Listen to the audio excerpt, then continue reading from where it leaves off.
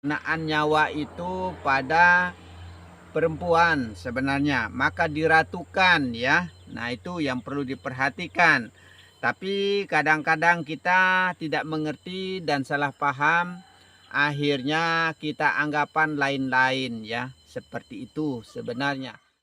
Tapi fakta nyatanya nyawa itu adalah perempuan sebenarnya.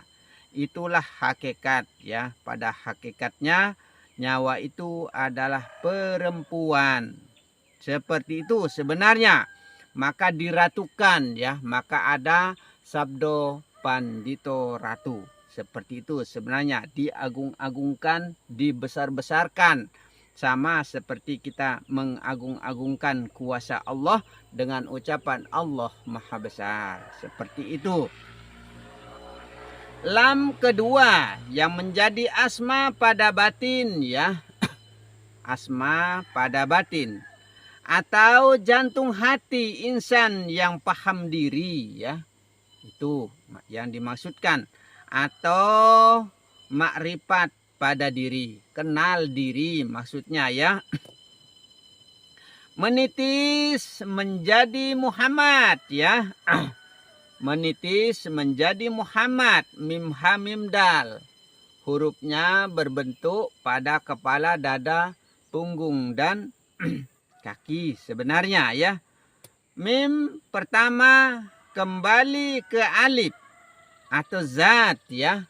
Itu ha kembali ke lam sifat ya, nyawa ya. Nyawa itu, maka nyawa itu kenyataan ibu kita dan kenyataan permaisuri kita ya. Nah, seperti itu nyawa itu sebenarnya. Mim kedua kembali ke asma atau hati ya. Dal kembali ke ha, af'al atau badan. Seperti itu sebenarnya, atau diri ya. Diri zahir maksudnya ya. Antara Allah dan Muhammad saling melindungi ya. Nah, itu saling merahasiakan ya. Antara luar dan dalam saling merahasiakan. Atau menutupi luar dan dalam nyata pada diri sebenarnya ya. Seperti itu sebenarnya. Syariat, tarekat, hakikat dan makrifat jika dijalankan semua, maka sempurnalah Islam. Sebenarnya baru bisa sempurna agama kita, agama Islam ini ya. Kita harus menjalankan semua ya, dari titik syariat, tarekat, hakikat dan kemakrifatan sebenarnya. Itu bila perlu lebih sempurnanya ilmu, musyahadah, mukasafah dan mahabbah ya, mu'atabah juga ya. Seperti itu sebenarnya. Inilah rupanya hakikat di dalam kandungan kalimah iman ya, Islam, tauhid dan makrifat. Seperti itu sebenarnya. Asyhadu an la ilaha illallah ya. Asyhadu an la ilaha illallah. Ingat cara membacanya, ikuti napas. Asyhadu an la ilaha, istirahatkan dulu ya. Bila perlu jarakkan satu napas. Baru lanjutkan illallah. Wa asyhadu an atau asyhadu anna Muhammad, istirahatkan dulu, Rasul Allah atau Rasulullah. Seperti itu sebenarnya. Supaya antara dalam dan luar ada jaraknya ya. Nah, itu mana yang dimaksudkan luar, mana yang dimaksudkan dalam. Seperti itu sebenarnya. Yang zahir dan batin maksudnya Rahman dan Rahimnya ya. Itu al-babi wali ya. Yaitu suatu bab yang menyatakan hakikat yang gaib. Yang menyatakan perkawinan nama Allah dan Muhammad. Penyatuan ya. menjadi satu maksudnya ya. Dan dimiliki ia lagi pertemuan nur zat ya. Allah dengan nur Muhammad. Nah itu bertemu maksudnya. Maka yaitu ada ia dengan saksi 4. Yaitu Jibril, Mikail, Israfil dan Israel. Itu yang menyaksikan. Karena dialah yang menjadi cahaya pada diri ini. Menjadi cahaya hidup pada diri ini yang mengatur pada pandangan, pada pelihat, pendengar dan lain sebagainya. Begitu maksudnya ya. Alam Johar artinya zatku. Bertemu dengan sifatku. Dan sifatku itu Muhammad. Itu sifat itu Muhammad yang zahir ya. Yang dimaksud ya. Itulah utusanku. Badan ini maksudnya ya. Dan utusanku itu rasulku. Rahasianya maksudnya ya. Itu rahasianya. Dan rahasianya itulah yang meliputi di dalam cahaya. Nah, itu. Maka berupalah. Berwujudlah. Itu. Berbentuklah. Begitu. Yang dinamakan Nur Qadim. Ada yang bilang Nur Qadim ya. Ya Nur Qadim ya. Cahaya yang dalam maksudnya ya. Kehendak yang dalam ya. Begitu saja ya. Yakni barang yang tersebut di dalam ini. Semua tadi ya. Yang saya sebutkan itu. Ialah nama Nur Zat Allah Ta'ala. Itu nama Nur Zat Allah Ta'ala. Apabila disebut satu persatu. Itulah perpisahan atau perceraiannya ya. Belum perkumpulannya. Kalau perkumpulannya jadi ahad, jadi satu pada Allah. Nah itu. Maka bahwasanya firman Allah ya. Bahwa aku Allah. Nah ini janggal sekali kedengarannya ya. Bahwa aku Allah. Nah ini yang menjadi rusaknya kemarifatan ya. Karena tidak bisa membedakan pengakuan Allah dengan pengakuan zahir ya. Pengakuan dalam dengan luar. Ini yang menjadi rusaknya di dalam kemarifatan. Karena pengakuan Allah ini bahwa aku Allah. Ini karena diucapkan pada zahir ya. Dan dilarikan ke zahir. Maka tidak ketemu keilmuan. Sama seperti jarak antara langit dan bumi ya. Antara langit dan bumi. Tidak bertemu. Seperti itu. Nah, karena jaraknya itu terlalu jauh. Nah. Itulah yang menjadi penyakitnya dalam kadim ya. Dalam Allah. Nah itu. Maka kalau kita mengatakan atau kita mengucapkan aku Allah. Padahal ini perkataan Allah ya. Itu. Nah ini yang tidak mampu kita bedakan. Perkataan Allah dan perkataan luar ya. Karena segala sesuatu selalu kita larikan ke zahir. Selalu kita larikan ke luar. Kita beranggapan bahwa yang zahir ini yang punya kemampuan, punya kemauan, punya kehendak.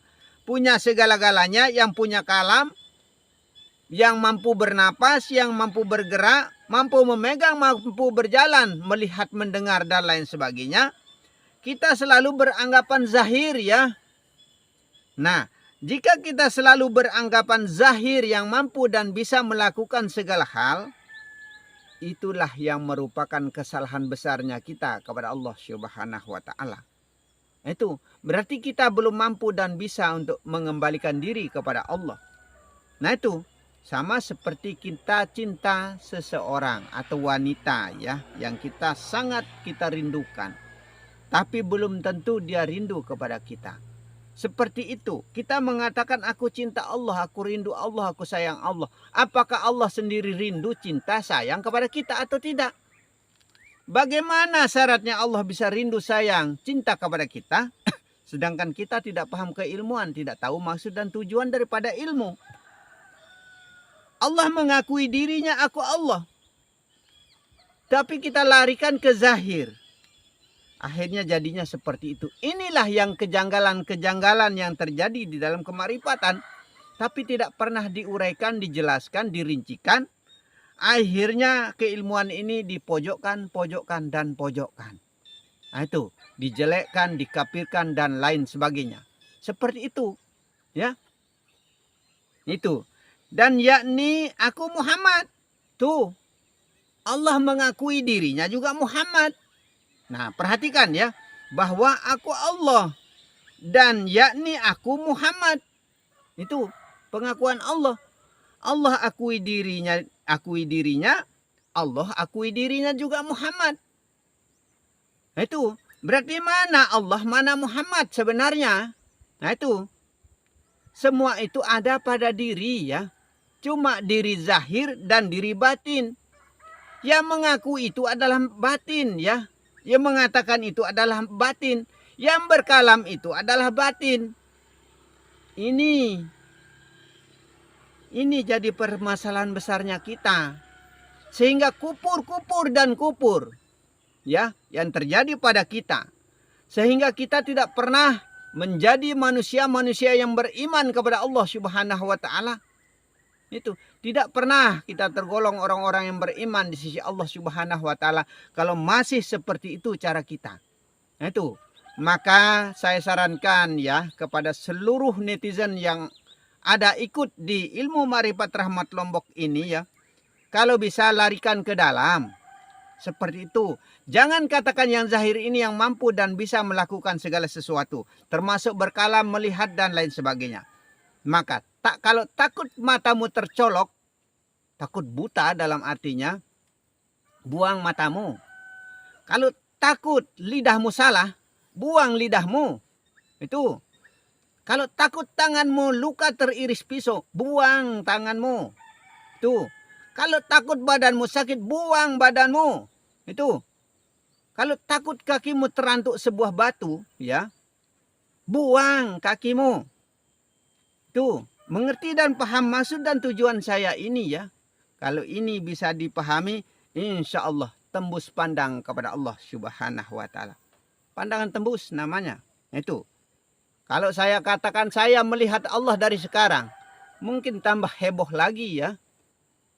Kenapa saya tidak mampu melihat Allah? Zahir dan batin nyata pada diri saya. Nyata pada alam ini. Nyata pada apa yang ada. Kenapa kita tidak bisa melihat Allah dari sekarang? Pantas dikatakan, jika kita tidak mampu dan tidak bisa melihat Allah dari sekarang, sesungguhnya di akhirat nanti lebih-lebih kita tidak akan dapat dan bisa untuk melihat Allah di akhirat itu. Pantas dikatakan juga, apabila kita merasa jauh dengan Allah dari sekarang, sampai akhirat nanti kita tidak akan berjumpa dengan Allah Subhanahu wa taala. Karena kita tidak paham diri, tidak tahu diri, tidak tahu ilmu ya. Itu masalahnya. Sehingga tidak pernah manusia itu menjadi insan kamil mukammal, manusia yang betul-betul sempurna. Menjadi manusia-manusia yang beriman kepada Allah. Terlebih-lebih perlakuan kita, sebagian besar manusia melakukan perbuatan-perbuatan setan. Karena malaikat, jin, setan, manusia ada pada diri manusia sendiri. Jika kita hidupkan setan, manusia itu setan semua. Nah itu. Maka jangan kita hidupkan perbuatan setan. Hidupkanlah perbuatan malaikat. Perbuatan malaikat apa? Perbuatan yang baik. Nah itu. Maka menjadilah orang-orang yang baik. Jangan mencuri. Jangan nyolong. Jangan merampok. Dan lain sebagainya. Terlebih-lebih kita merampok hak milik kepunyaan Allah. Itu. Dan firman Allah. Ya. Firman Allah lagi maksudnya. Aku zat. Tuh. Allah akui dirinya zat. Allah akui dirinya Allah. Allah akui dirinya Muhammad. Itu. Dia akui dirinya. Kalam juga. Kalamnya Allah. Pandangan juga. Pandangannya Allah. Kehendak juga. Kehendaknya Allah. Gerak juga geraknya Allah. Wujudnya Allah. Rasa-rasanya Allah. Apalagi? Kita mau kemana mencari Allah? Kita katakan Allah di langit, terlalu jauh khayalanmu. Itu. Kemanapun arah kita memandang, timur, barat, utara, selatan, bawah, atas, di situ Allah. Itu.